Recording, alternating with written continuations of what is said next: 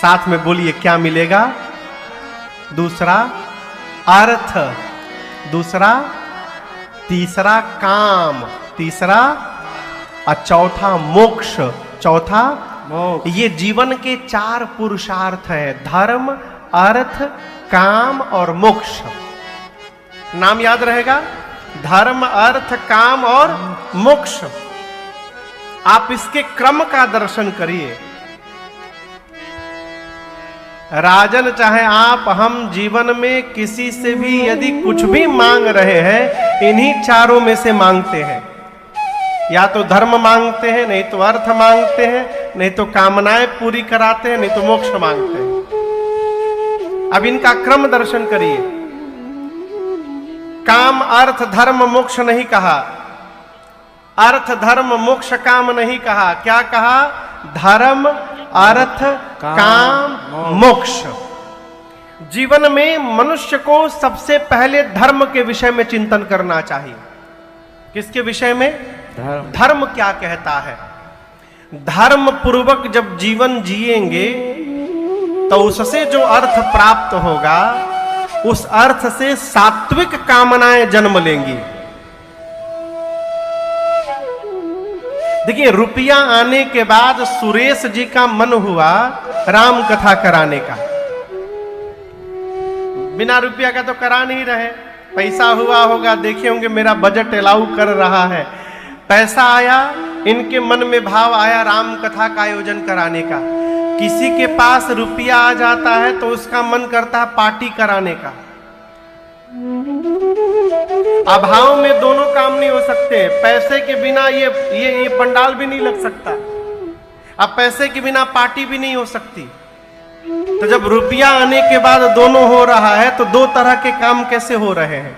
इसलिए हो रहे हैं, धर्म पूर्वक यदि धन आएगा तो वो धन धर्म की ओर लेकर के जाएगा, अधर्म पूर्वक यदि धन आएगा वो अधर्म की ओर लेके चला जाएगा। जिधर से आगमन होगा उसी दिशा में लेकर के जाएगा वो आपको।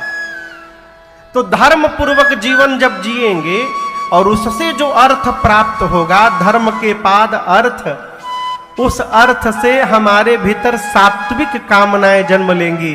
क्या?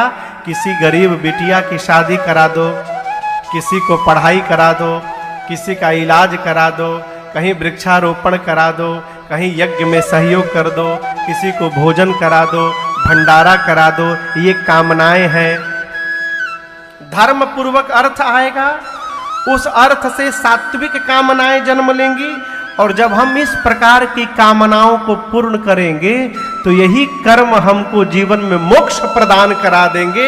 ये सूची है पूरी। तो गोस्वामी तुलसीदास जी महाराज कहते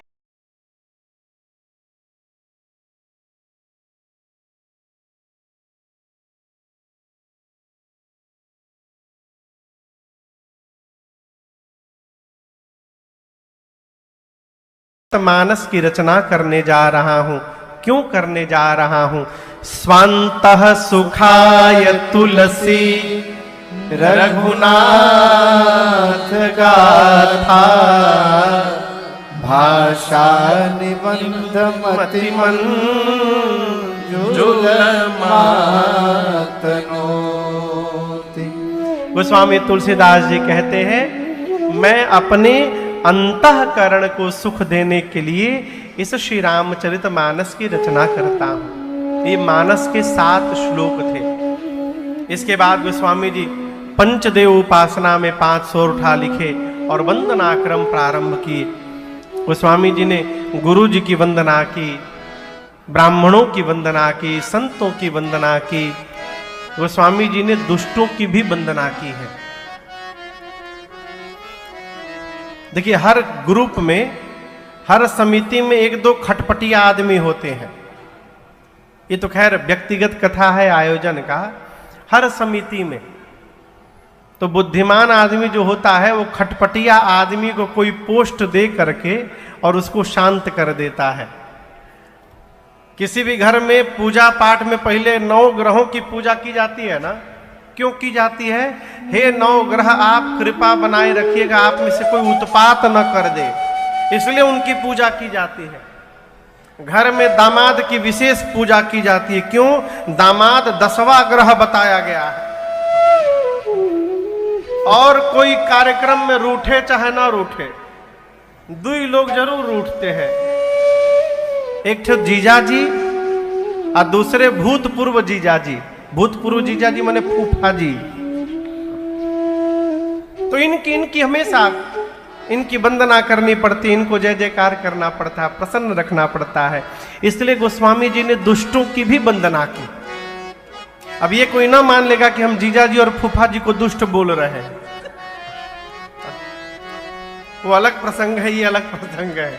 गोस्वामी जी ने दुष्टों असंतों की वंदना की, भगवान के परिकर समाज की वंदना की, भगवान के नाम की वंदना की।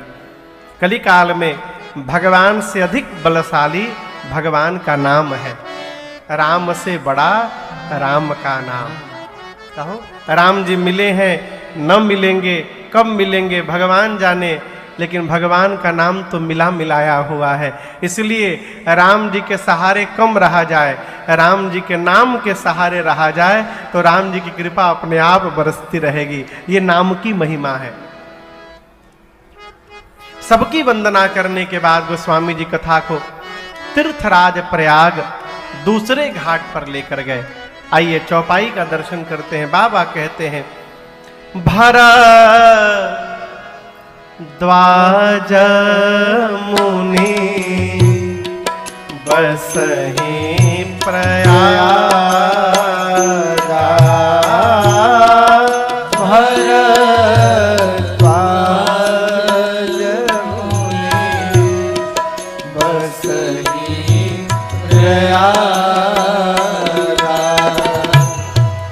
तीनहि राम पद अति अनुरागा,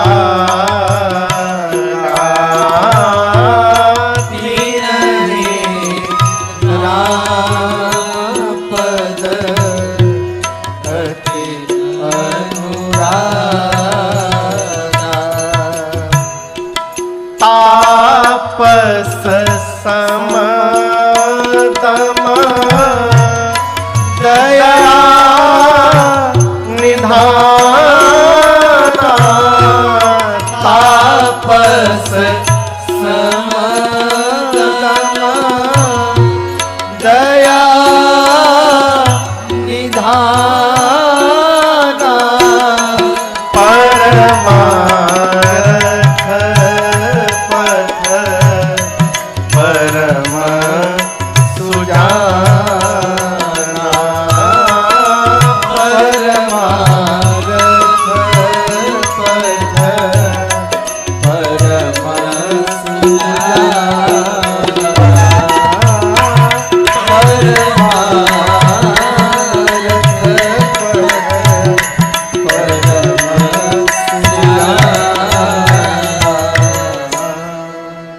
तीर्थराज प्रयाग। प्रयाग आप लोग जानते हैं ना कहाँ है? काशी के बगल में। तीर्थराज क्यों कहा जाता है उनको? धरती पर जितने तीर्थ हैं सभी तीर्थों के राजा हैं प्रयाग, इसलिए उनको तीर्थराज प्रयाग कहा जाता है। तीर्थराज प्रयाग में एक मुनि है जिनका नाम है भरद्वाज जी। तपस्वी हैं, समदम से संपन्न है, राम जी के भक्त हैं भरद्वाज जी। तीर्थराज प्रयाग में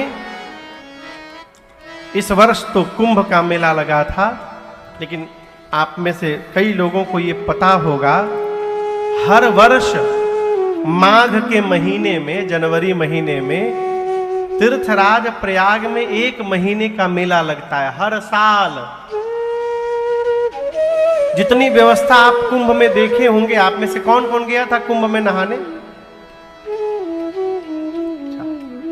हम लोग भी 9 दिन कथा गाए थे वहां पर। तो आप जो इतनी व्यवस्था देखे होंगे उसका 60%, 60% व्यवस्था हर साल होती है वहां। हर साल, हर वर्ष सरकार करती है। और उस 1 महीने में पूरे देश के ऋषि मुनि आकर के प्रयाग में कल्पवास करते हैं। ये युगों से ये परंपरा चली आ रही है। 1 महीना रहते हैं, भगवत कथा सुनते हैं, सुनाते हैं, नित्य संगम में स्नान करते हैं, संतों का दर्शन करते हैं। गोस्वामी जी कहते हैं 1 वर्ष ऋषि मुनि जब वहां रहने के बाद 1 महीना और भरद्वाज जी से प्रणाम करके विदा लेकर के जाने लगे। भरद्वाज जी को तो वहीं रहना है। तो उन मुनियों में एक मुनि थे जिनका नाम था याज्ञवल्क्य। क्या नाम था? याज्ञवल्क्य मुनि परम विवेकी थे। जब भरद्वाज जी से बोले कि भरद्वाज जी हम भी विदा ले रहे हैं, तो भरद्वाज जी उनके चरणों को पकड़ के बैठ गए। भरद्वाज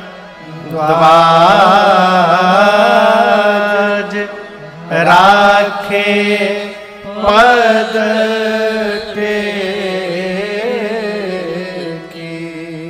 भरद्वाज जी याज्ञवल्क्य जी का पांव पकड़ के बैठ गए। बोले मुनिवर सब जा रहे हैं, आप न जाइए। आदर पूर्वक लेकर के पुनः आश्रम में गए। एक सुंदर से आसन पर उनको बिठाएं, पांव पखार कर पूजन किए। याज्ञवल्क्य ऋषि पूछे आपने मुझे क्यों रोका? भरद्वाज जी बोले प्रभु मेरे मन में एक प्रश्न है। याज्ञवल्क्य ऋषि पूछे क्या प्रश्न है? भरद्वाज जी कहते प्रभु ये राम जी कौन है? राम कवन प्रभु पूछऊं तो ही कहिया बुझाई कृपा निधि मोहि। कहते हैं कि राम जी कौन है? मैं आपसे प्रश्न कर रहा हूं, आप जितने लोग यहां पंडाल में बैठे हैं, क्या आप में से ऐसा कोई है जो राम जी को न जानता हो? आप में से राम जी को कौन नहीं जानता? कोई हाथ नहीं उठा रहा है। इसका मतलब सब जान रहे हैं। और ये इतने बड़े महात्मा होकर के पूछ रहे हैं राम जी कौन है। आगे कहते भरद्वाज जी मुनि याज्ञवल्क्य जी, एक राम जी को मैं भी जानता हूं। कौन राम जी? एक राम अवधेश कुमारा, तिनकर चरित विदित संसारा, नारी बिरह दुख लहेउ अपारा, भयउ रोष रन रावण मारा। एक राम जी को मैं जानता हूं जो अयोध्या के महाराज श्री दशरथ जी के कुमार राम है, बेटे राम। उनकी कीर्ति कौन नहीं जानता, दिग्दिगांतर में फैली है। उनकी पत्नी सीता का हरण हुआ था, उन राम जी ने जाकर रावण का युद्ध में अंत कर दिया। उन राम जी को तो मैं जानता हूं। याज्ञवल्क्य ऋषि पूछे फिर पूछना क्या चाहते हैं? भरद्वाज जी हाथ जोड़कर बोले प्रभु जिन राम जी को मैं जानता हूं, क्या भगवान शंकर भी उन्हीं राम जी का नाम जपते हैं? कि शंकर जी जिस राम जी का नाम जपते हैं वो कोई और राम है, और मैं जिनको जानता हूं ये कोई और राम है। ये दोनों राम एक ही है कि दोनों राम अलग अलग हैं? ये मेरा प्रश्न है आपसे। भरद्वाज जी के प्रश्न को सुनकर याज्ञवल्क्य ऋषि बड़े आनंदित हुए, मुस्कुराए। गोस्वामी जी कहते हैं जाग बलेकर बोले मुस्काए, जाग बलेकर बोले मुस्काए, तुम ही विदित रघुपति प्रभुताए।